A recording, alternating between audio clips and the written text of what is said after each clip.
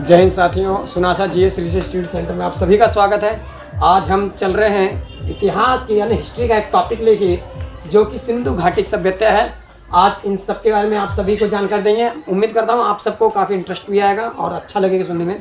कोई आखिरकार इतनी बड़ी सभ्यता जो है, ये कोई छोटी मोटी सभ्यता ना। आज के टाइम में अगर हम बात करें सभ्यता का आकलन करें, ये सभ्यता कितना बड़ा था, कितना छोटा था, तो इसके बारे में आकलन करोगे तो आप देखोगे ये सभ्यता जो थी, आज का जो हम जो पढ़ते हैं मेसोपोटामिक सभ्यता, मिस्र की सभ्यता, इन दो सभ्यताओं से भी बड़ी सभ्यता थी ये सिंधु घाटी की सभ्यता। बहुत काफ़ी बड़ी क्षेत्र में फैला होता है सिंधु घाटी की सभ्यता।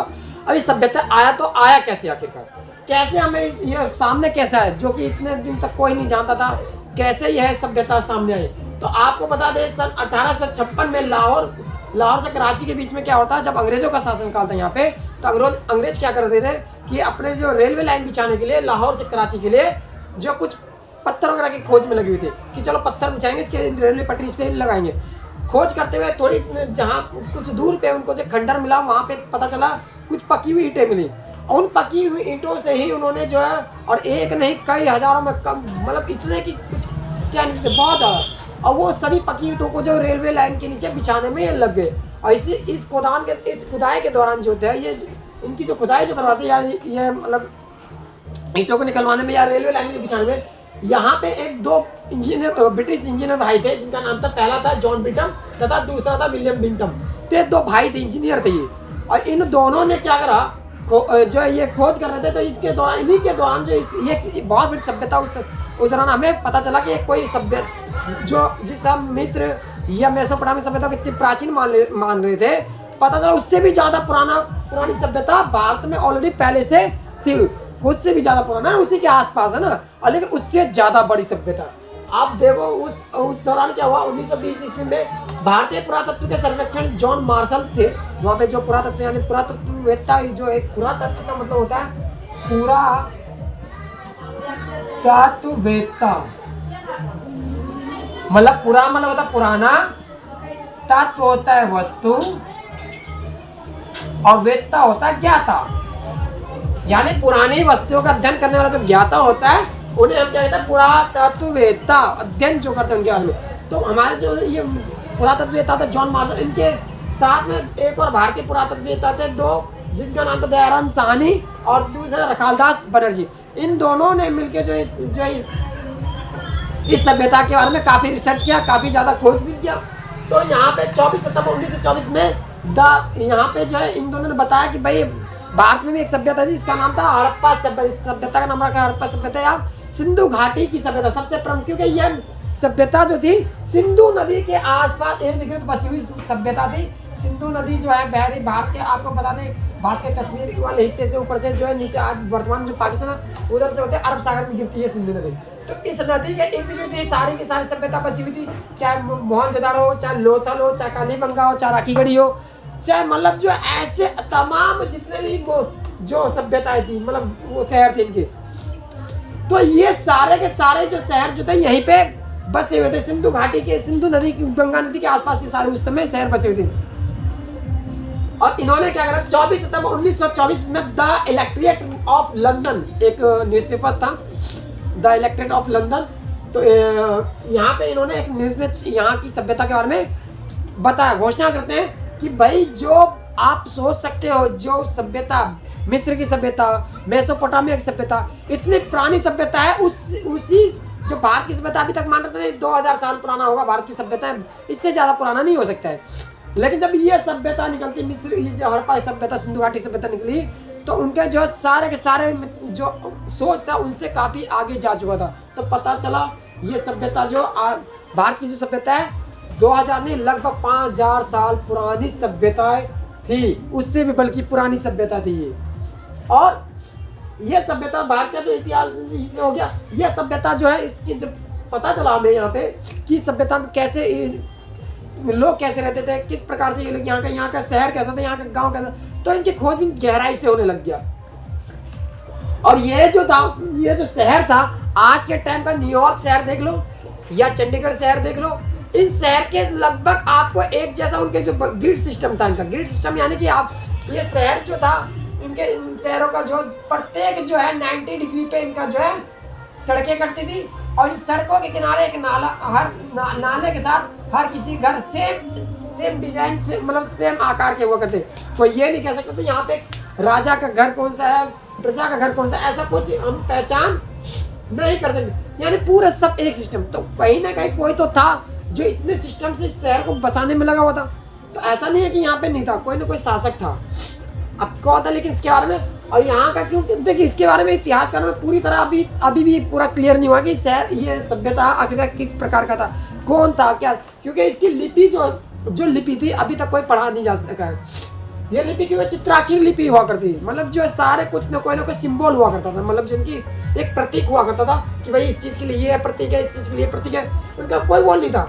जैसे आज के टाइम में हम लोग जो इंग्लिश के अल्फाबेट 26 अल्फाबेट है उसके आधार पर हम लोग लिख लेते हैं, हाँ ये है, ये लिखा हुआ है, ये ओनियन है, ये पोटैटो है, या मतलब जो है डिसअपॉइंटेड है, मतलब कुछ भी चीज़। लेकिन इसका ऐसा नहीं है। और एक चीज़ और थी इनकी लिपि में, खास बात ये था कि इनकी लिपि जो था दाएं से बाएं लिखी जाती थी। यानी आज का जो वर्तमान का जो देखा जाए अरबी भाषा या उर्दू भाषा उस टाइप का लिखा जाता था, ठीक है। और इनके जो खासतौर पे देखोगे बच्चे कि इन सभ्यता की जो क्या थी कि यहाँ की लिपि जो चित्राक्षर ही लिपि हुआ करते, अभी तक पूरे तक पढ़ा नहीं जा सका, अभी तक कोई भी पूरी तरह समझ हम लोग बस जितने इतिहास करते हैं इन्होंने कुछ आकलन किया कि इस तरह के समय ये कुछ लिखा होता था, उनके सिंबल। आज भी कई जगह जो है यहाँ पे हिस्टोरिकल जितने बिल्डिंग है या मतलब जो म्यूजियम है वहाँ पे इतिहास जो पुरातत्व संग्रहालय वहाँ पे जाओगे तो ऐसे कुछ आपको देखने को मिलेंगे। और आप देखो इनके जो है सवाधान के बाद देखिए, जैसे ये इनका भवन है, इनका नगर है, ये 90 डिग्री पे कट रही है सारी सड़कें, और इनके साथ एक नाला है, सब जुड़े हुए, और नाले के साथ सबके घर ऐसे बने हुए, ठीक। और इस प्रकार से इनके घर जो है बने हुए सभी के घर।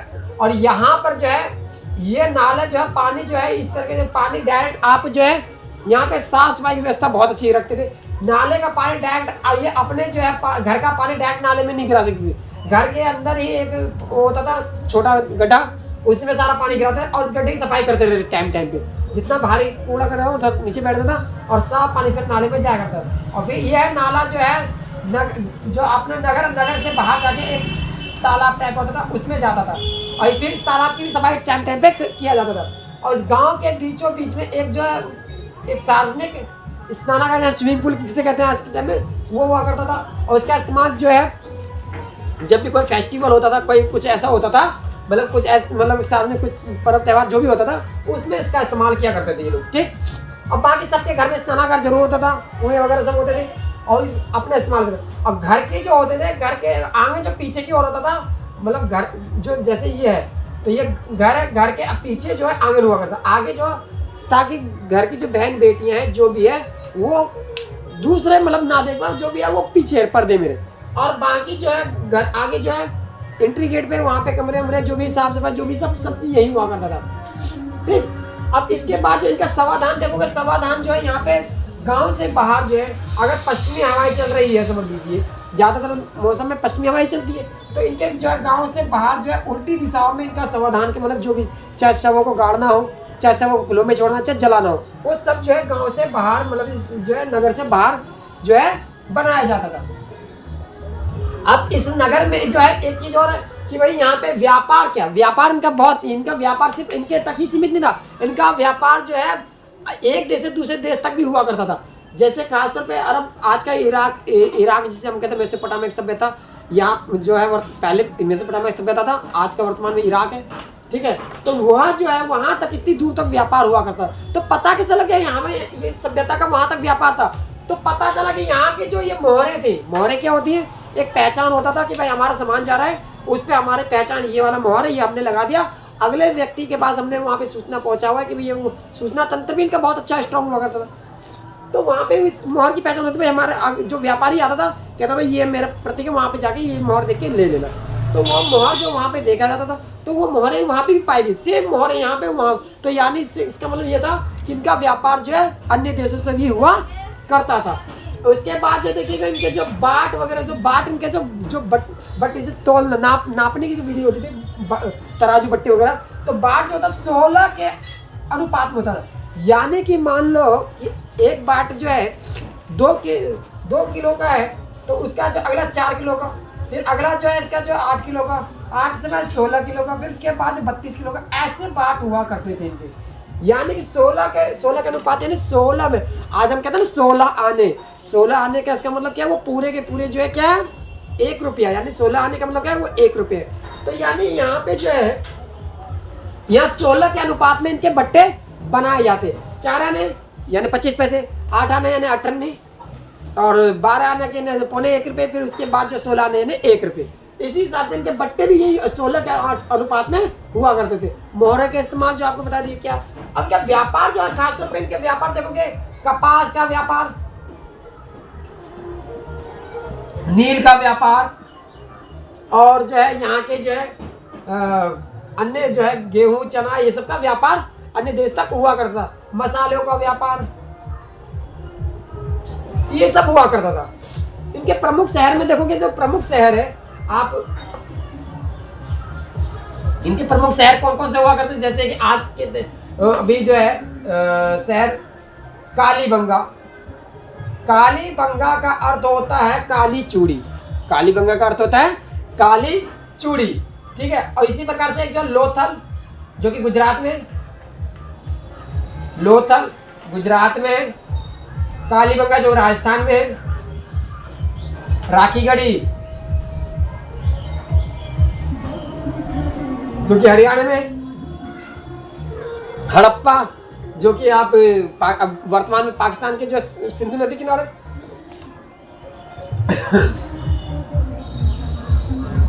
मोहनजोदाड़ो, मोहनजोदाड़ो जिसका अर्थ होता है मृतकों का टीला, मृतकों का टीला। यानी शहर को जो है 2 बराबर हिस्सों में बांटा गया था, एक ऊपरी शहर था, एक निचला शहर था।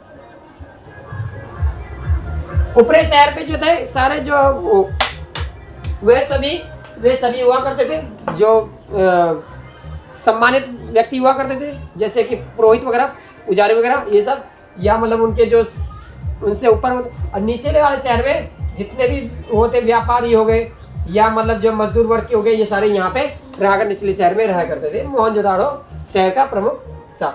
अब यहाँ के देखोगे जो फसल है खासतौर पे गेहूं, धान, चना, जो आदि देखे गए, ठीक। कपास वगैरह ये सब, नील वगैरह ये सब की खेती हुआ करती थी। और सेब के भी जो इनका जो व्यापार देखोगे, कपास, नील और सीप, मोती, क्योंकि लोथल जो था समुद्र किनारे, अरब सागर किनारे, वहां से मोती वगैरह सब जो पकड़े थे, मोती के माला, इसे आभूषण वगैरह इस्तेमाल किया करते थे।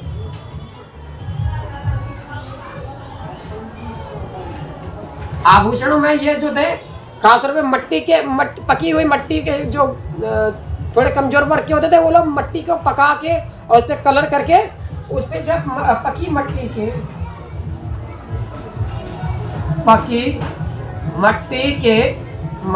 की माला, यानी उस पे कलर वगैरह कर दिया, उसके वो पहने थे। अब बाकी जो वो थे रिच थे, मतलब थोड़े पैसे वाले थे, तो वो लोग क्या सीप की माला पहन ले, या तो फिर जो है मोतियों की माला पहन ली, वो सब इन सब का प्रचलन हुआ करता था। अब यहाँ पे देखते हैं कि जो इनका शवादान जो था, कुछ लोग क्या करते हैं, ये लोग क्या करते, पुनर्जन्म में विश्वास करते हैं। शवादान करने कई लोग सबको जलाते भी थे, कई लोग शवों को दफनाते भी थे, और कुछ लोग शवों को खुले में भी छोड़ दिया करते थे, जिसके उनके जो मांस वास खाने वाले जो हड्डी बचते उनसे अपने औजार वगैरह ये सब चीज़ बना लिया करते थे। अब इनके बाद जो है सब जो कोई मर जाता था, कुछ लोग की माना था कि उनमें पुनर्जन्म होगा। अब पुनर्जन्म होगा तो पुनर्जन्म के साथ उनके साथ जो मरता था उस व्यक्ति के जो भी चीज़ इस्तेमाल हो उसके साथ उसमें दफना दिया था। इवन यहाँ तक कि कुत्ते, बिल्ली, बकरी जो उससे लगा होता था उस तक को भी उसको साथ ही उसे दफना दिया जाता था। तो इनको ना इनका क्या था, पुनर्जन्म में विश्वास हुआ करता था इन समाज का।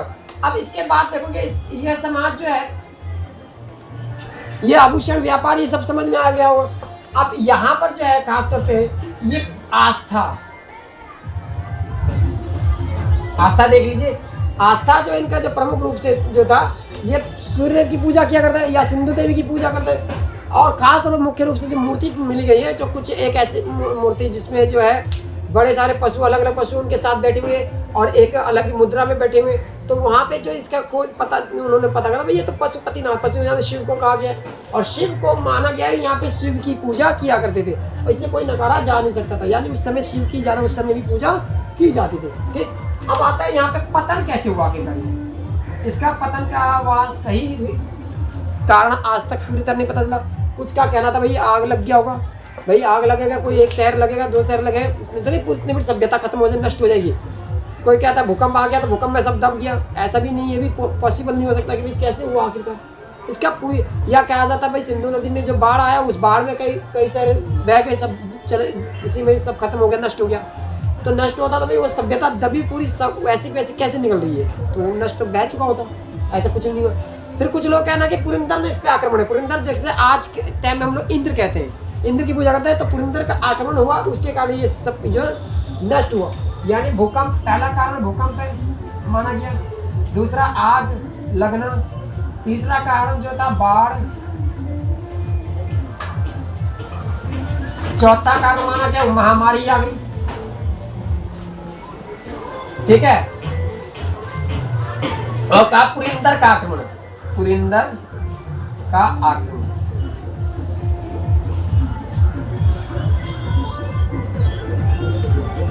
जो कि इंद्र इसे कहा गया, पुरंदर मतलब इंद्र, ये है।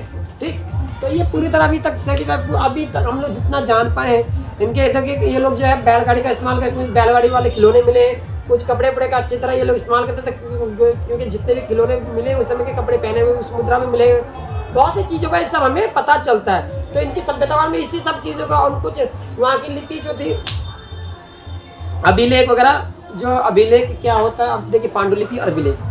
तो पांडुलिपि जो होता था खासतौर पर पत्ते उत्ते पर लिख दिया था, वो तो खैर कुछ नहीं पता, लेकिन अभिलेख के द्वारा ही कुछ पता चला कि भाई ये इस तरह के लिखा करते थे, इससे भी पता चलता है। ठीक, तो आज के जो क्लास में आपको काफ़ी कुछ जो है सिंधु घाटी की सभ्यता के बारे में काफ़ी कुछ पता चला होगा।